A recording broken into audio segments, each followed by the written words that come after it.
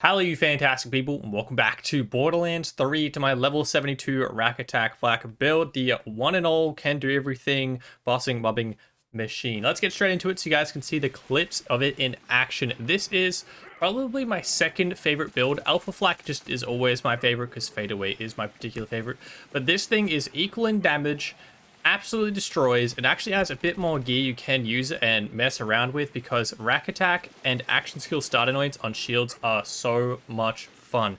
Since they buffed the Nova shields, I don't know how long ago, plus all of the new shields with the new abilities that work with action skill start, Rakk Attack is one of my favorite ways to play. Honestly, I switch between Alpha Flak and this build regularly because I just want to mess around with shields and have a ton of fun. That's what this build is all about, using a ton of different weapons, which, by the way, this is a non-DLC dependent build. If you have DLC, lit means you can use more weapons and more gear. If you don't have DLC, don't stress. There is so many good base game items, weapons, and gear that you can use right now. You'll easily be able to put together this build and it'll absolutely slap. It does not use purple tree whatsoever. It is just using the red, green, and blue original trees. As you guys will know, if you've seen any of my builds before, I cover absolutely everything you need to know for the build, including the weapons, the anointments, which situations to use those in, plus all the gear like shields, artifacts, class mods, grenades, as well as Mayhem modifiers. I'm personally on Mayhem 11 because I just can't bother re-rolling all the time, but if you guys rock Mayhem 10 for a little bit more of a challenge, I'll recommend the Mayhem modifiers for this build, as well as the level 72 skill tree, which is so damn strong. I love it. While you guys are enjoying the clips of all of these weapons absolutely slapping Grave Ward, both takedowns, the raid boss, Reaver, we'll get into the Mayhem modifiers I'd recommend. If you're on Mayhem 10, the easy modifier, I honestly ever rock 2 for pretty much any build. Speed Demon just for absolutely zipping around, it's so much fun.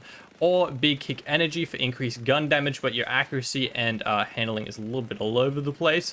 But it's kind of worth it if you play up in the enemy's face, so your accuracy doesn't really matter. For medium and hard modifiers, I pretty much always rock Healy Avenger and Drone Ranger because they're just so neutral. They literally mean nothing to flak builds, because if you're attacking an enemy, it is dead and gone by the time it has a chance to regen off either of those Mayhem modifiers. So that's pretty much just a non-existent Mayhem modifier.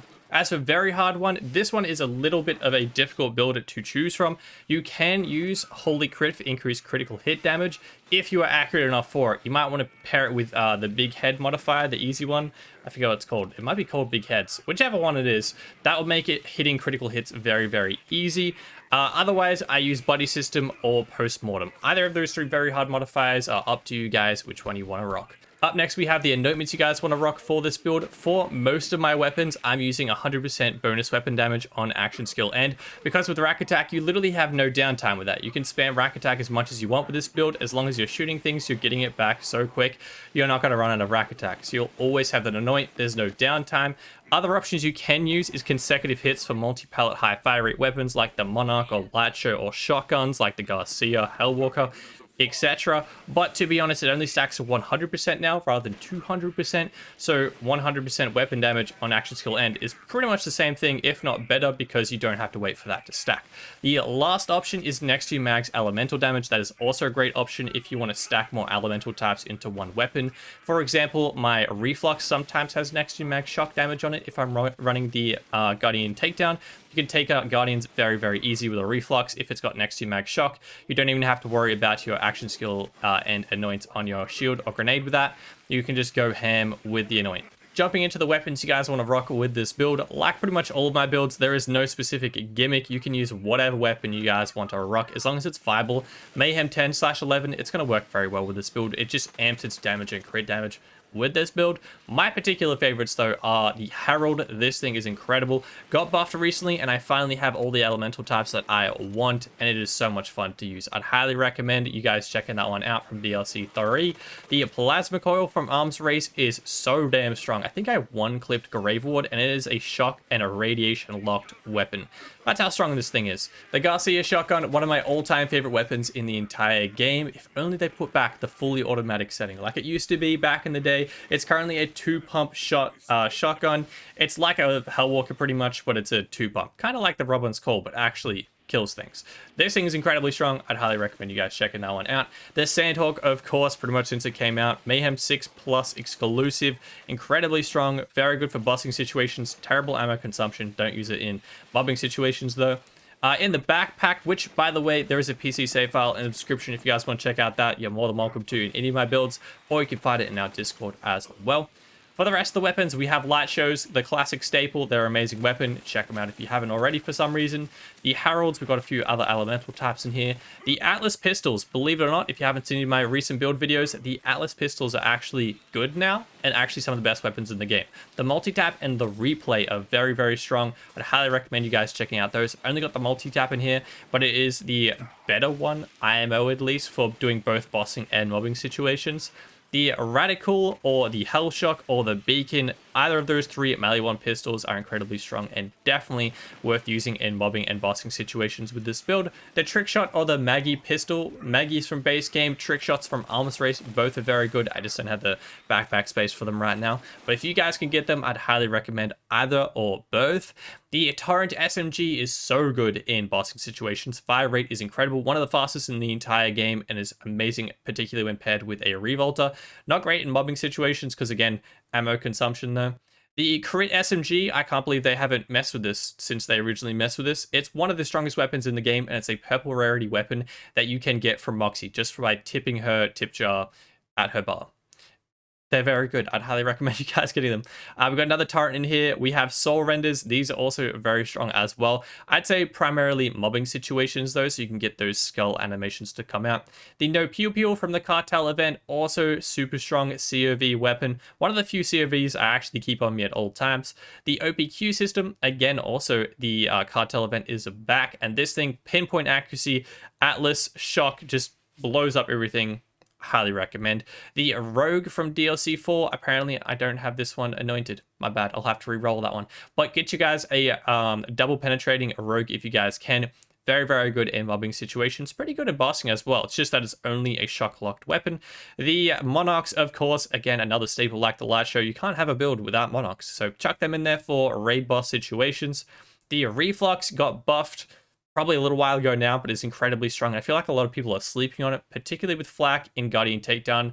Highly recommend. The Convergence, I still only have a ×8 fire. I've farmed that guy so many times for a corrosive one, but get yourselves ×8 variants of any elemental type you can get. They are some of the best weapons. The Butcher, another perfectly well-balanced weapon. Absolutely nothing wrong with its ridiculous fire rate, ammo regen, damage. I honestly feel like I'm playing a modded game when using this gun, but it's fun if you guys want to mess around with it. That ×25 Stagecoach, managed to get that one from my mail, believe it or not. Also pretty good. It's definitely not keeping up with the legendaries anymore because the Hellwalker and the Garcia are just so strong, but it definitely is still a viable weapon. The Dakota is incredibly strong. DLC 3 and mission reward, very good as well. The Hellwalker, the king of one dinking things in this game. If you want to get that, get it from a Road Dog or the World Drop system. We have the other Sandhawks in here. We have the Lyuda, of course. Increased reload speed now means you can use it in mobbing situations as well if you want. The Skull Masher, one of my favorite Jacobs / definitely my favorite Jacobs sniper rifles in this game. And the Boogeyman from Arms Race. All of those weapons are fantastic. I'd highly recommend all of them. If you guys have any other suggestions, let me know what your guys' favorite weapons are to use in these builds in the comment section. I'd honestly love to know. As for the shields, we have so many options because we're using a Rakk attack build. Essentially, anything with action skill start on it that you can abuse its abilities, it's perfect for Rakk attack. Like, absolutely perfect. The Revolter, you can have that 200% bonus shock damage, that 50% extra fire rate, whenever the heck you want. Just hit Rakk attack and you've got it for the next 15 seconds. The Old God from DLC 2 is great for extra elemental damage, but to be honest, Revolter is just kind of better if you have that DLC. The Stopgap, base game, crazy survivability, and you can just spam that action skill start thing, so you're immune to all damage for 5 seconds every time you hit Rakk attack. The Frozen Heart is absolutely one of my favorite shields in the entire game. Spamming that Nova, freezing everything in the vicinity of you, taking things out of the air, dropping Guardians off the platforms is so much fun. Highly recommend. Or the melee one takedown version of it is the Snowshoe. You can actually get 2 Cryonovas on this. It's a little hard to roll, but you can get it. It's pretty much the same Nova damage, but it means it procs at different times, if that makes sense. It's kind of fun to mess around with. Honestly, either of those are fantastic. The Infernal Wish from Arms Race adds an extra projectile to your shots. So any single pellet weapons are going to benefit from this hugely, like a kick charge. If you want to one dink anything, use an Infernal Wish and it'll definitely happen. And you can get crazy capacities on it too. The Super Soldier is one of the best raid boss shields and mobbing situation shields if you are struggling to survive with this build, because you can spam that action skill start, be immune to all damage for 5 seconds, but it's not like the stopgap. The stopgap, you have to wait till the 5 seconds ends and then hit Rakk attack again to get the next 5 seconds. And if you have a ton of elemental dot damage on you, you can still down in that split second. Where the super soldier, you don't have to wait for the 5 seconds to end. You can hit that on 4 seconds and you'll be immune all the time. As long as you remember your timing and just spam it, you're not going down ever with this shield on. As for class mods, we are rocking Bounty Hunters. I think they're the strongest class mod personally, plus they're not bugged, plus you can actually find them pretty easily from Preston in Neko de Feo, so you can get some very good passives. Most of mine, I have a couple level 72 ones, but most of mine are from old level caps, just with really good rolls, so if you have any good ones from old level caps, still use them. They're very, very strong. I pretty much just have all the passives I can manage to get for different situations, different brands, etc., and I'm slowly trying to get level 72 ones, but it is very, very slow, unfortunately. The Cosmic Stalker is the only other class mod I use, only in mobbing situations and only if I have a very good passive roll. For example, this is a level 53, but that is a very good one for a Hyperion shotgun like the Butcher. And 3 points in big game is incredibly strong. Buffing your hunt skills by an extra 3 points in big game is very nice. As for grenades, I'm always using Cloning Hunter Seekers or Mitosis if you can get them, but they're a little harder to get. Essentially, chuck on any elemental ASC, anoint on whatever elemental damage grenade you have, and just switch them out so you're doing the correct amount of elemental damage to the particular enemy you are fighting. As for artifacts, I'm using the Pearl of Ineffable Knowledge for most situations. If you want a base game option, the Snowdrift Victory Rush or Snowdrift Auto Idle for survivability are great options. You can also get good passives on those if you manage to get them. Mag size is really good. You can also get particular gun type damage, which is also great. You can also use Company Men if you want. I don't have in my backpack because, again, I have 50 out of 50, and Company Men take a lot of space. But if you can get very good rolls, they are equal to, if not better, than the Pearl of Ineffable Knowledge. And I know a lot of people don't have the Pearl because, you know, DLC 2 and that. The Cut Purse Launchpad is the last artifact I keep on me at all times to get ammo back into the weapon I'm holding in, like, Guardian Takedown or the Raid Boss if I run out of ammo. Essentially, the Cut Purse Launchpad, you jump up in the air, you slam down on the ground, it'll let out a bunch of homing rockets, and that counts as melee damage for whatever reason. So ammo refill puts ammo back in the weapon you're holding. It's great. Now for the level 72 Rakk Attack skill tree, we of course have Rakk Attack, and augments I switch around dependent on situation. This is the usual setup. Rakk Accelerate all the time for an extra skill charge, plus cooldown rate is what you always want with Rakk Attack. Then we switch around the other 3. Flock and Load for most situations, you have an extra 2 Rakks sent forward at all times. Essentially, if you're in the melee 1 takedown or any mobbing situation, they're actually very strong in this build, so they can take out a whole enemy by themselves, which is awesome. If you need a little bit more health regen, Falconer's Feast is great. It's health regen whenever Rakks hit an enemy. And then Rakk Open, a cold one, is also great with a combination of a Frozen Heart Shield, and I do have a Snowdrift that has cryo damage on it, and it is so strong, I literally can kill anything in the melee 1 takedown, melee 1 grunt wise, not big things, but you can take out mobbing situations with just a Frozen Heart and Rakk Attack. Like, that's how strong it is. So mess around with that if you guys want, but the usual ones I use are the bottom 2. As for skill points spent, Leave No Trace, bullets back in the mag whenever you hit a critical hit, and we're doing that regularly with Flak. 5 points in Interplanetary Stalker, it's a kill skill, gives you a bunch of damage. Hunter's Eye, whenever using a Bounty Hunter class mod, all of those abilities count to all bosses, which is very, very strong.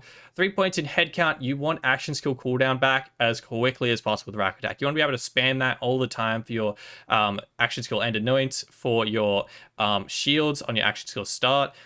All your abilities, you want head count maxed out. 4 points in Two Fang. I decided to use this at the end. You don't have to use Two Fang if you primarily use multi-pellet weapons because it's not that strong otherwise. But I use a combination of single pellet and multi-pellet. So if you're using any single pellet, stack Two Fang. If not, you can spend it wherever the heck you guys would like.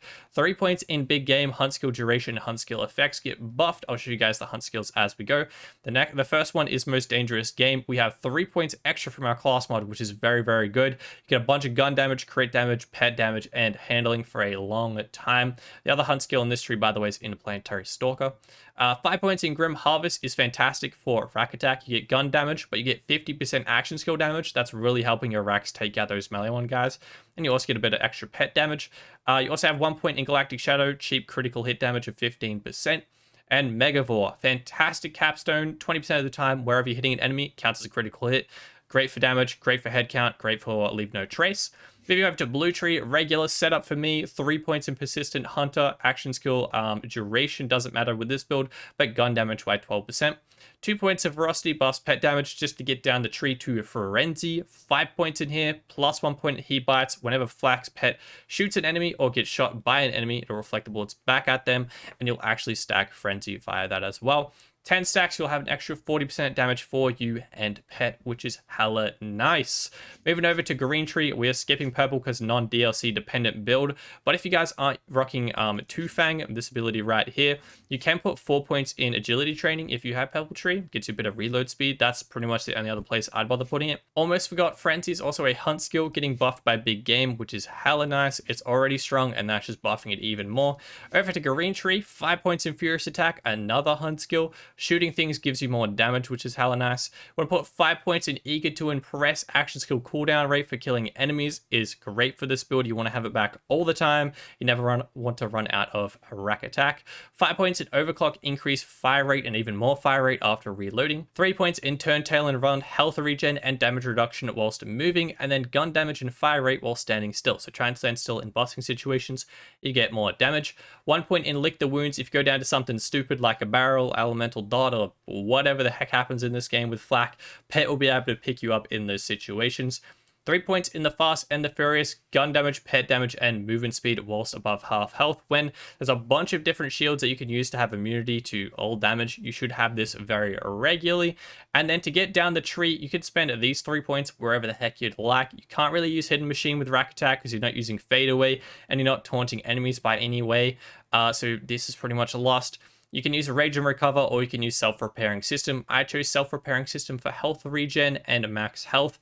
I don't use Attack Command. I've never spec'd all my BFFs in my life, so that's why I chucked that. And then 1 point in power inside the other capstone, which is incredibly strong. Flack and Flack's pet gain increased gun damage when Flack activates his action skill.